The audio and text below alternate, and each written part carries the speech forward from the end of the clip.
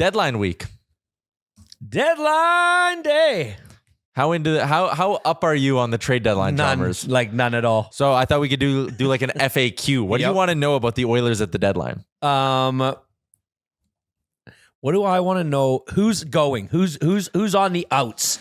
Hilarious question considering the revelations of today. Yeah, we had this conversation on Oilersnation Radio on Friday. Okay. Like the question, if I remember correctly, was kind of like, which of the existing forwards, wingers, I think, do you see being traded at the deadline? So everybody's kind of like, well, Viktor Arvidsson hasn't had a great year. And then today we find out he's got a full no move on that deal. So you can't even if you wanted to. Yeah, so the thinking last week was like, oh, you can just dump one of Arvidsson or Henrique if you make a trade and need cap space. And yeah, today it just came out that, oh, those deals in the summer, Edmonton just didn't tell anyone, but they gave both those players full no movement clauses. So what does that do? Like what? Like so what? Who's next? Who's next in line? Who's next up? Well, that's the interesting question, right? Because like it really limits what Stan Bowman could do if he wanted to trade a roster piece. So the only thing that I saw was a post from Oilersnation, and I only saw it an hour ago, so I don't know when it was posted, but about how Kane, ultimate team guy, wants to come back before playoffs. Yeah. So again, the idea when Kane went out that everyone was thinking, especially since Evander Kane waited until the start of training camp to be like, I'm going to go get surgery and I'm going to be out. It was like, all right, they are very clearly gaming the system here, right? Yep. Kane is going to miss the entire regular season because if you wanted to play regular season games, why wouldn't you get this surgery in, I don't know, July? Because then you could have came back now. He could have been playing already if that was his goal. But he waited till the start of the season and did the whole, I was rehabbing. It's patio season. Yeah. So the thinking was, just like Vegas did with Mark Stone and the Lightning did with Kucherov, and Vegas is doing this year with Shea Theodore, and the Panthers are doing this year with Matt Tkachuk. You are out. You will return night one of the playoffs when you're 100% ready to go, and we will use your money. But now Kane, like you said, yes, ultimate team guy, is sitting there going, no, I think I want to play. And there's apparently a disagreement between the Oilers and Kane regarding his medical status. So if you're the Oilers, you can't spend that money if you think there's a chance that he puts his hand up with 2 games to go in the regular season and says, I want to play.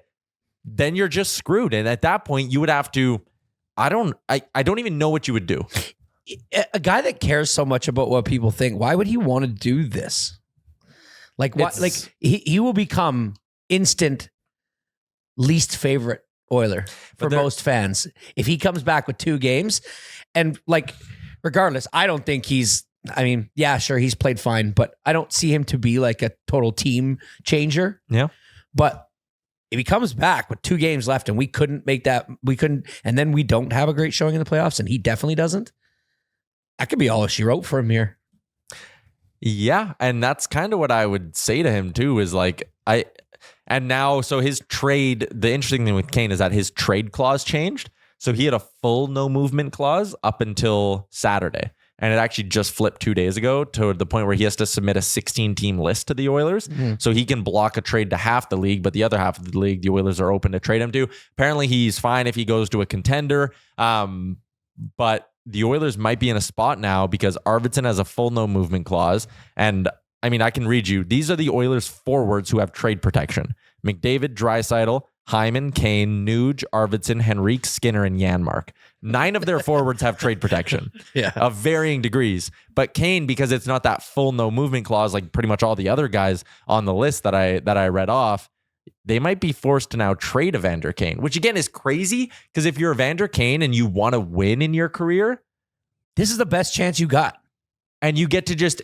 Why wouldn't you want the Oilers to go get some upgrades with your cap space and be like, you know what? I'll come back. If you want to play, go play in Bakersfield for a week. What does he gain by coming back? Nothing. 0. That's what's so frustrating about this. It's a me move. Oh, man, this guy. So, yeah, that's where the Oilers are at. Might not be able to do anything. That's a pretty handcuffed feeling they must have. And I think that might be why you kind of got the stuff that came out today about Arvidsson and Henrique. Just it might be Stan Bowman going like, hey, I want you to know my hands are tied. Yeah, like I'm a little screwed. And granted, like you got to find a way to do something. You can't sit there and just shrug and not add. But like it's definitely a little bit concerning. And now there's talk that like, hey, maybe Viktor Arvidsson wants out. Maybe he's saying it's not working. You can trade me somewhere and I'll work with you. Oh, but dang. like that'd be crazy. I would be fine with that. Oh, I'm totally fine with it as well. Yeah. But Who's the number one NHL player at the top of the trade deadline list? top of Frank Seravalli's trade targets board is Brock Nelson of the New York Islanders. The top 5 is Nelson, Scott Laughton, Brandon Tanev, Jake Evans, and Riley Smith. Chalmers, you're a hockey fan, but not someone who obviously follows the whole league on a day-to-day basis. I know. How many of those names do you recognize? 2. I know Tanev, and I know number 1. Yeah, Brock Nelson. Brock Nelson. I know him. Yeah. I don't know who Laughton is, but I think I've seen him play for the Philadelphia Flyers. Correct. Ding ding. I don't know Jake Evans. Great name, but I don't know him.